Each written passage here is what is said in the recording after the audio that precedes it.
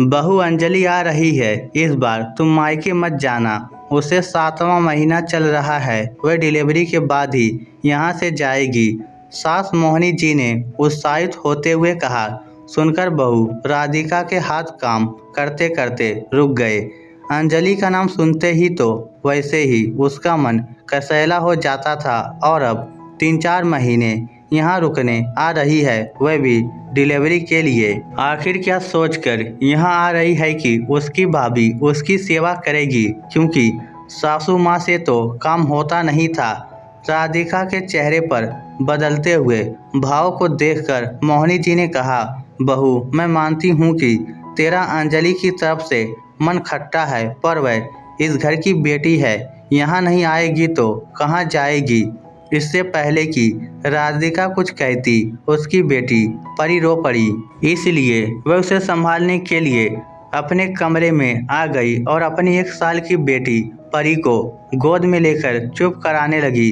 तभी उसका पति राघव नहाकर बाथरूम से निकलकर बाहर आया। अरे तुम आ गई, मुझे लगा कि परी अकेली है, इसलिए फटाफट नहाकर निकला हूँ, राघव ने कहा। पर राधिका ने कोई जवाब नहीं दिया। उसे इस तरह चुप देखकर राघव ने पूछा, क्या हुआ, तुम इतनी चुप चुप क्यों हो? तुमने बताया नहीं कि अंजलि आ रही है, वह भी अपनी डिलीवरी के लिए। राधिका के मुंह से यह सुनकर राघव के हाथ वहीं रुक गए। हाँ, कल मम्मी कह तो रही थी कि अंजलि का 7वां महीना चल रहा है, इसलिए वह डिलीवरी के लिए आएगी। तुम्हें लगता है मैं उसका ध्यान रख पाऊंगी? मुझसे उसकी सेवा होगी। मेरे मन में अंजलि के लिए जरा सी भी जगह नहीं है, कैसे कर पाऊंगी ये सब? राधिका एक ही सांस में ये सब बोल गई। हाँ, जानता हूँ कि तुम ये सब नहीं कर पाओगी, बिल्कुल भी नहीं कर पाओगी, और ना ही मैं तुमसे इतना बड़ा दिल रखने की उम्मीद करता हूँ, इसलिए मम्मी को कह दिया है कि एक मेड लगा ले। आखिर जैसी भी है बहन है मेरी, उसे आने से इनकार तो नहीं कर सकता। आखिर मम्मी का दिल दुखाने से क्या फायदा, उन्होंने तो कुछ गलत नहीं किया था। राघव ने समझाया तो राधिका ने कहा, मैं उसके यहाँ आने से मना नहीं कर रही हूँ, पर याद रहे मैं उसका कोई काम भी नहीं करूँगी, मुझे ये होगा भी नहीं। कल को भगवान न करे अगर कुछ गलत होता है तो उसका इल्ज़ाम तक मुझ पर लगा देगी। मैं समझ सकता हूँ, पर राधिका तुम परेशान ना हो, तुम बस परी को संभालो और घर के थोड़े बहुत काम संभाल लेना, उसे मम्मी और मेड संभाल लेंगी। राघव ने कहकर बात को ही खत्म कर दिया। इधर परी को संभालते हुए राधिका को अपने पुराने दिन याद आ गए। अंजलि शुरू से ही नकचढ़ी ननद रही थी, ना ही खुद को मदद करती थी और ना ही मम्मी जी को मदद करने देती थी। उसके अनुसार तो हर काम बहू का होता है। बदतमीज इतनी थी कि किसी के भी सामने कुछ भी कह देती थी। मम्मी जी और राघव उसे खूब डांटते थे, लेकिन वह नहीं सुधरती थी। उल्टा वह उससे लड़ पड़ती थी कि वह जानबूझकर उसे डांट पड़वाती है। जब वह प्रेग्नेंट हुई तभी अंजलि ने उसे परेशान करने में कोई कसर नहीं छोड़ी थी। राघव उसके लिए कुछ भी खाने पीने की चीज लेकर आता तो अंजलि पहले उस पर अपना हक जमा लेती। कई बार तो उसके कमरे में से खाने पीने की चीजें उठाकर ले जाती। मोहिनी जी उसे खूब डांटती, पर वह थी कि सुधरने का नाम नहीं लेती। अरे मैं इस नालायक लड़की का क्या करूं? इसके पापा और दादी ने इसकी हर जिद पूरी करके इसे नकचढ़ी और जिद्दी बनाकर रख दिया। कितना मना करती थी तो मुझसे लड़ने को तैयार हो जाते थे।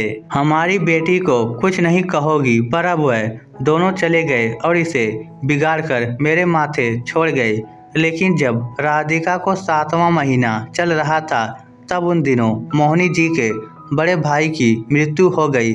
अब ऐसे समय में मोहिनी जी और राघव को मोहिनी जी के मायके जाना पड़ा। लेकिन मोहिनी जी जाने से पहले अंजलि को अच्छे से समझा कर गई थी कि राधिका को जरूरत हो तो संभाल लेना, ननद के नाते ना सही इंसान होने के नाते ही संभाल लेना। मोहिनी जी को 2 दिन के लिए जाना था, इसलिए अंजलि को सख्त हिदायत देकर गई थी कि वह 2 दिन कहीं नहीं जाए, घर पर ही राधिका के पास रहे। लेकिन अंजलि तो अपने कमरे में ही मस्त रहती। उसे राधिका से कोई लेना देना नहीं था। सिर्फ खाना लेने के लिए बाहर आती या फिर अपने झूठे बर्तन रखने के लिए। राधिका अगर उसके पास उसके कमरे में जाती तो वह चिढ़ जाती और लताड़ कर उसको कमरे के बाहर निकाल देती और अंदर से दरवाज़ा बंद कर लेती। लेकिन दूसरे दिन राधिका को सुबह से ही परेशानी थी। उसने 2-3 बार अंजलि से कहा तो अंजलि ने कहा, अरे आज की ही तो बात है, कल भैया आ जाएंगे तो उनके साथ हॉस्पिटल चले जाना। आज जैसे भी हो सहन कर लो, मैं कहीं नहीं जाऊंगी कहकर राधिका के मुंह पर ही अपने कमरे का दरवाज़ा बंद कर लिया। कुछ समय पश्चात राधिका को ब्लीडिंग भी शुरू हो गई। उसने अंजलि से फिर कहा, लेकिन अंजलि ने तो ना तो दरवाज़ा खोला और ना ही कोई और बात। आखिर थक हार कर राधिका ने राघव को फ़ोन किया और अपनी स्थिति बताई। सुनकर राघव ने अपने दोस्त को फ़ोन किया और उसे उसकी पत्नी के साथ अपने घर भेजा। जब तक दोस्त और उसकी पत्नी घर पर पहुंचे तब तक राधिका की हालत ज़्यादा खराब हो चुकी थी। जैसे तैसे वह लोग उसे हॉस्पिटल लेकर गए। लेकिन जब अस्पताल पहुंचे तो पता चला कि बच्चा तो काफ़ी देर पहले ही अंदर ही ख़त्म हो चुका है और इस कारण यूट्रस में इन्फेक्शन भी हो गया तो यूट्रस भी निकालना पड़ गया। राधिका सदमे को झेल नहीं पाई और उसके मन में अंजलि के लिए नफरत समा गई। इसलिए जब अंजलि की शादी हुई तब भी उसने कोई उत्साह नहीं दिखाया। लेकिन उसकी हालत देखकर मोहिनी जी और राघव ने मिलकर यह निर्णय लिया कि वो एक बच्चा गोद लेंगे। इसलिए 7 महीने पहले ही उन्होंने परी को गोद लिया था। आखिर परी को गोद लेने के बाद राधिका की हालत में कुछ सुधार हुआ, लेकिन अंजलि के लिए नफरत मन से नहीं गई। आखिर 2 दिन बाद अंजलि भी यहाँ आ गई, लेकिन राधिका ना उससे बात करती ना ही उसको कोई बंदिश में रखते। आखिर एक दिन अंजलि चिड़चिड़ा गई कि मेरा काम तो या मेरी मम्मी करती है या फिर नौकरानी। तब मोहिनी जी ने उसे साफ साफ कह दिया कि बेटा जब तक मैं हूँ बस तब तक ही तेरा मायका है, इसके बाद उम्मीद मत करना, क्योंकि तूने अपना मायका खुद ही ख़त्म कर दिया। तूने कभी भाभी के लिए कुछ किया है जो वह तुझे अपना मानेगी? उल्टा जो था तूने तो वह भी बिगाड़ दिया। आखिर अंजलि उसके आगे कुछ कह नहीं पाई। समझ गई कि मम्मी के बाद उसे कोई झेलने वाला नहीं, पर ननद होने का घमंड इतना था कि उसने कभी इसके लिए माफ़ी नहीं मांगी। इस स्टोरी को लेकर आपकी क्या राय है? नीचे कमेंट करके हमें ज़रूर बताइएगा। धन्यवाद।